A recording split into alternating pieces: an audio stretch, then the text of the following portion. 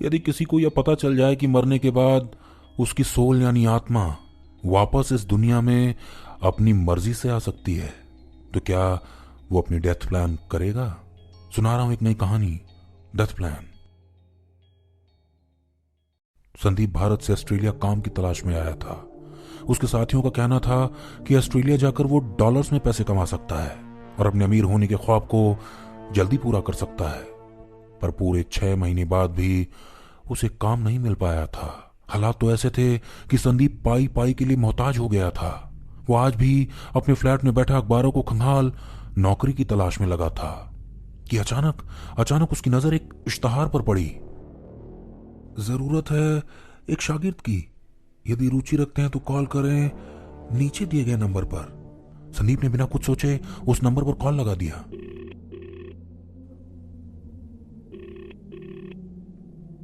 अभी संदीप आगे कुछ बोलता, उस तरफ से आवाज आई, शाम 8 बजे, Rodrick villa, house number 9, Shiba road, dress code black, see you.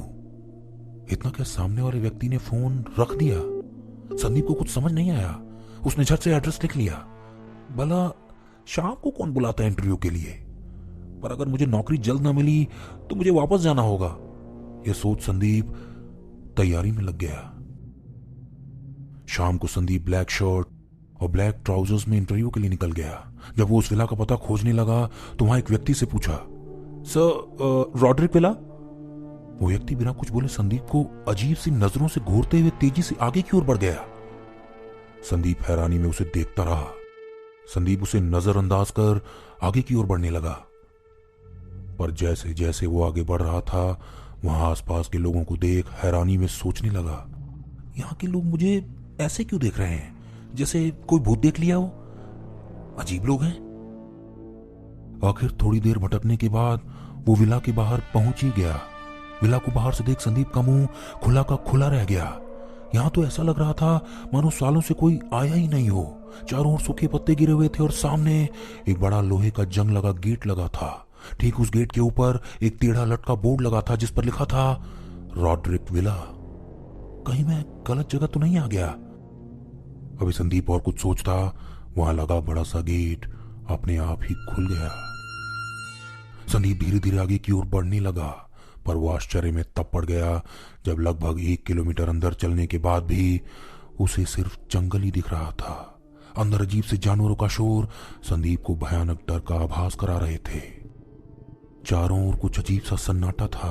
वो पलटने को हुआ ही था कि उसे उसकी दाईं ओर एक बड़ा सा घर दिखा जिसके बाहर एक बड़ा सा बल्ब जल रहा था। संदीप कुछ सोच उस ओर बढ़ गया। बाहर से तो ये घर एक विंटेज हवेली की तरह दिखता है। संदीप आगे बढ़, अभी वहां लगी घंटी को बजाता एक औरत ने दरवाजा खोला। मिस्टर संदीप? उस औरत ने कहा। यस? संदीप ने अपने कपड़ों को ठीक करते हुए कहा, सर आपका ही वेट कर रहे हैं। आप सामने लगी सीढ़ियों से ऊपर चले जाइए, वो स्टडी रूम में आपका इंतजार कर रहे हैं। इतना कह वो औरत वहां से चली गई। घर के अंदर पुरानी एंटीक लाइट्स लगी थी जो मंद रोशनी कर रही थी। उस घर के अंदर एक सफेद धुआं चारों ओर फैला हुआ था। संदीप ने सामने लगी सीढ़ियों पर चढ़ना शुरू किया। सीढ़ियों पर लाल रंग का कालीन बिछा था और वो गोल गोल घूम रही थी। जैसे संदीप ऊपर पहुंचा, सामने एक लंबा हॉल था जो सीधे स्टडी रूम में ले जा रहा था। संदीप आगे की ओर बढ़ने लगा और जैसे जैसे वो स्टडी रूम के करीब जा रहा था, उसे एक अजीब सा अंधेरा घेरने लगा। जब संदीप स्टडी रूम पहुंचा तो उसने देखा चारों ओर बड़े पर्दे और फर्नीचर्स लगे थे। स्टडी रूम की दाईं ओर एक बड़ी खिड़की थी जिसके ठीक सामने कुर्सी पर एक व्यक्ति सूट में बैठा खिड़की से बाहर झांक कॉफी पी रहा था। संदीप ने झट से कहा, सर मैं इंटरव्यू के लिए आया हूं। उस व्यक्ति ने बिना मुड़े ही संदीप से कहा, आपको आने में कोई तकलीफ तो नहीं हुई? जी नहीं, संदीप ने कहा। इस काम के लिए खास योग्यता चाहिए, क्या आप कर पाएंगे? उस व्यक्ति ने कहा। जी बिल्कुल, क्यों नहीं, आप बताएं तो सही करना क्या है? थोड़ी देर खामोश रहने के बाद उस व्यक्ति ने कहा, मुझे मेरी डेथ प्लान करनी है, मैं कुछ ही दिनों में मरने वाला हूं। मुझे ऐसा शागिर्द चाहिए जो मेरे मरने के बाद ठीक मुझे वैसे ही इस दुनिया से विदा कर सके जैसे मैं चाहता हूं, पर उसे कुछ नियमों का पालन करना होगा। संदीप शांत खड़ा रहा। उसे समझ ही नहीं आ रहा था कि वो क्या बोले। तभी उस व्यक्ति ने दोबारा कहा, मैं मरने से पहले तुम्हें इतना अमीर बना दूंगा कि तुम्हें वापस इस जिंदगी में काम करने की जरूरत नहीं पड़ेगी। तब संदीप ने कहा, ये काम कुछ अजीब है। भला अपनी मौत कौन प्लान करता है? और आपको कैसे पता कि आप मरने वाले हैं? तुम जा सकते हो, उस व्यक्ति ने कहा। नहीं, मतलब मैंने काम के लिए मना नहीं किया। बताइए तो सही, मुझे करना क्या है? और पैसे कितने मिलेंगे? 50 करोड़ रुपए। मतलब? संदीप ने हैरानी में पूछा। उसे तो यकीन ही नहीं हो रहा था कि उसने 50 करोड़ रुपए बोले हैं। हाँ, 50 करोड़। मैंने कहा तो था, यदि तुम ये काम कर गए तो तुम्हें जिंदगी में दोबारा काम करने की जरूरत नहीं पड़ेगी। ठीक 9 दिन बाद मैं मर जाऊंगा। मैं चाहता हूं मेरे मरने के बाद मुझे दूध से नहलाया जाए और पान की पत्तों से पूरे शरीर को ढका जाए। मैं ये भी चाहता हूं तुम खुद अगले 2 दिनों तक हर 2 घंटों के अंतराल पर मेरे मरे हुए शरीर पर पानी का छिड़काव करो। पर ऐसा करने से क्या होगा? संदीप ने पूछा। तुमको जैसा कहा गया है वैसा करना। और हां, मेरी मौत के ठीक 3 दिन बाद मुझे चंदन की लकड़ी के ताबूत में दफना देना। याद रहे, ये सारा काम तुम्हें अकेले करना होगा। तुम किसी की मदद नहीं ले सकते, उस व्यक्ति ने कहा। संदीप ने हामी में सर हिलाते हुए कहा, ठीक है। संदीप ने हाँ में सर हिलाते हुए कहा, ठीक है। काम यहीं खत्म नहीं होगा। ये आगे की काम की लिस्ट है। तुम्हें अगले 60 दिनों तक लिस्ट में दिए गए काम को नियमित रूप से पूरा करना होगा। यदि तुम एक भी दिन चूके तो सारा काम खराब हो जाएगा, उस व्यक्ति ने कहा। संदीप ने लिस्ट लेते हुए कहा, और पैसे? अगर आप मर गए तो मुझे पैसे कौन देगा? तुम्हें आज ही एडवांस मिल जाएगा और मेरी मृत्यु के दिन पूरी रकम। पर जाने से पहले तुम्हें इस कॉन्ट्रैक्ट पर अपना अंगूठा लगाना होगा। संदीप ने बिना पढ़े ही उस कॉन्ट्रैक्ट पर अंगूठा लगा दिया और लिस्ट ले वापस अपने घर की ओर चला आया। देर रात संदीप अभी सोच ही रहा था कि आज का दिन भी वेस्ट हो गया। भला ऐसे काम के कोई इतने पैसे क्यों देगा? वो आदमी मुझसे मजाक कर रहा होगा कि अचानक संदीप के मोबाइल पर एक मैसेज आया। संदीप आंखें खोल बार बार उस मैसेज को पढ़ता रहा। उसके बैंक अकाउंट में किसी ने 50 लाख रुपए जमा कर दिए थे। संदीप खुशी के मारे इधर उधर उछलने लगा। उसे यकीन नहीं हो रहा था कि उसे ऐसे छोटे काम के लिए इतने पैसे दे दिए गए हैं। ठीक 9 दिन बाद संदीप को खबर आई कि वो व्यक्ति मर गया। उसने ठीक उसी तरह उस व्यक्ति का अंतिम संस्कार किया जैसा वो चाहता था। पर उसे दफनाने के बाद संदीप ने आगे का काम नहीं किया। उसने सोचा, वो आदमी तो मर चुका है, अब क्या फायदा। संदीप अब पूरे 50 करोड़ का मालिक बन चुका था। वो अपने हर सपने पा लेना चाहता था। उसने अपना खुद का बिजनेस शुरू कर दिया और लगभग 2 महीने इसी तरह बीत गए। आज संदीप दिन भर की थकान के कारण जल्दी सो गया था। वो आराम की नींद ले ही रहा था कि अचानक दरवाजे पर किसी के खटखटाने की आवाज आई। अरे यार, अब कौन आया? संदीप ने अपनी लाइट जला घड़ी की ओर देखा। इतनी रात, 12:30 बजे। संदीप ने दरवाजा खोला तो वहां कोई नहीं था। उसने चारों ओर देखा पर कोई नहीं दिखा। वो वापस जा सो गया।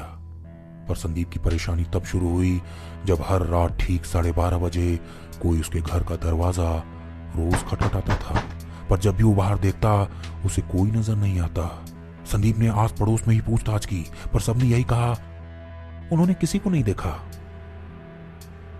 आखिर जब संदीप इससे तंग आ गया तो उसने शहर छोड़ दूसरा घर ले लिया। आज भी वो देर रात बैठा यही सोच रहा था कि फिर कोई उसके दरवाजे पर आएगा।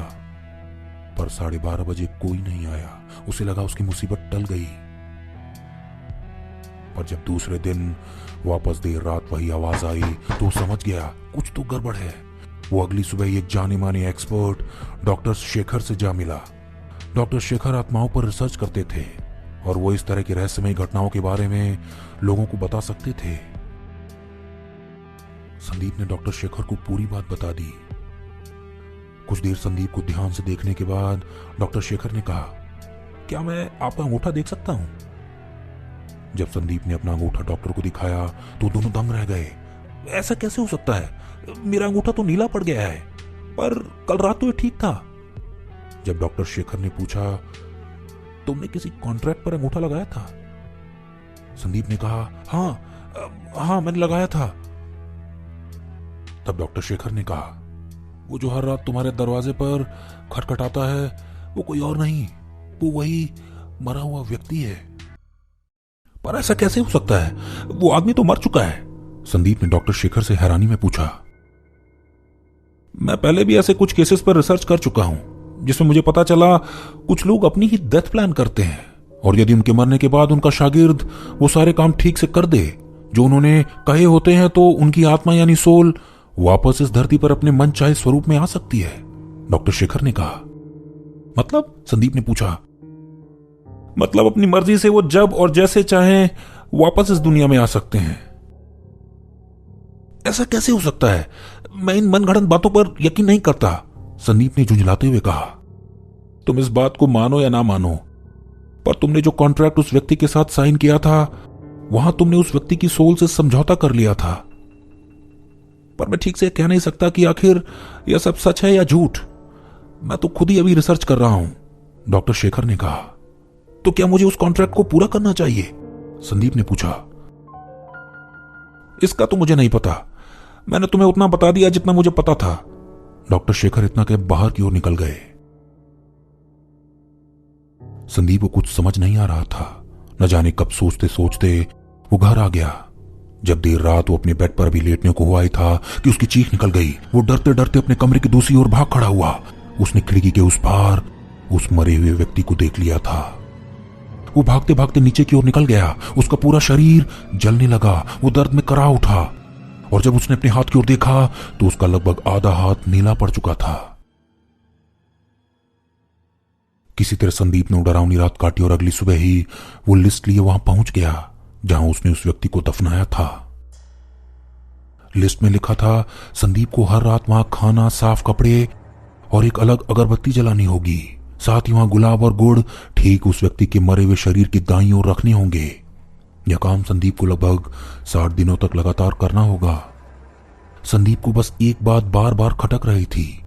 उस लिस्ट में लिखा था, संदीप को हर दिन अपना जूठा खाना वहां रखना होगा और उसे हर रात वहां से निकलने से पहले तांबे के गिलास में पानी रखना होगा, जिसे उसे अगले दिन आते ही पीना होगा। पर जैसे जैसे संदीप पे काम करता गया, उसका शरीर और भी नीला पड़ने लगा। जब लगभग पूरे 60 दिन इसी तरह बीत गए और संदीप आखिरी दिन वहां से निकलने को हुआ तो उसे अजीब सा शोर सुनाई देने लगा। वो आनन फानन में भाग डॉक्टर शेखर के घर जा पहुंचा। डॉक्टर शेखर संदीप को देख हैरान रह गए। उसका लगभग पूरा शरीर नीला पड़ चुका था और उसकी आंखें पीली पड़ने लगी थी। डॉक्टर शेखर समझ गए। उन्होंने तुरंत संदीप को अंदर बुला लिया और उसको एक दवा पिला दी। लगभग पूरी रात संदीप दर्द में कराहता रहा, पर जब सुबह उसकी आंख खुली तो वो बिल्कुल ठीक हो चुका था। उसने डॉक्टर शेखर से पूछा, मुझे क्या हो गया था? तब डॉक्टर शेखर ने कहा, मुझे ऐसे कॉन्ट्रैक्ट और डेथ प्लान के बारे में पता तो था, पर यकीन नहीं था। उस व्यक्ति ने तुम्हें अपना शागिर्द बनाया था और तुम हर रात जो खाना जूठा कर वहां रखाते थे, उससे तुम उस दुनिया में आने का न्योता देते थे, और जब अगली सुबह पिछली रात रखे पानी को पीते थे तो तुम उस व्यक्ति की सोल यानी आत्मा को अपने शरीर के जरिए इस दुनिया में वापस आने का रास्ता देते थे। मेरा मानना है एक आत्मा को इस दुनिया में आने के लिए पंच तत्व से निर्मित वस्तु चाहिए, और मानव पंच तत्व से ही तो बना है। पर मैं बचा कैसे? संदीप ने पूछा। मैं सालों से रिसर्च कर रहा था और मैंने वो दवा तैयार की जिसमें कुछ ऐसे पदार्थ थे जो मानव को कुछ पल के लिए सुन्न कर देते हैं, और शायद जिसकी वजह से उस सोल का कनेक्शन तुमसे हट गया, डॉक्टर शेखर ने कहा। तो क्या वो व्यक्ति अब मुझ तक नहीं पहुंच पाएगा? क्या वो वापस इस दुनिया में आ पाएगा? संदीप ने डरते हुए पूछा। यह मैं नहीं जानता। मैं बस इतना कह सकता हूं, उस व्यक्ति ने जब उस दिन तुमसे कॉन्ट्रैक्ट पर अंगूठा लगवाया था तो तुम्हें ही अपना जरिया बनाया इस दुनिया में वापस आने का। उस दिन डॉक्टर शेखर ने संदीप को उस व्यक्ति की आत्मा से बचा तो लिया, लेकिन आज भी जब देर रात संदीप अपने घर अकेला होता है तो इस डर में जीता है कहीं कोई दरवाजे पर खटखटा न दे। लगभग 3 महीने बाद जब उस दिन संदीप घर बैठा अखबार पढ़ रहा था, तब उसकी आंखें एक इश्तहार देख फटी की फटी रह गई। जरूरत है शागिर्द की, यदि रुचि रखते हैं तो कॉल करें नीचे दिए गए नंबर पर।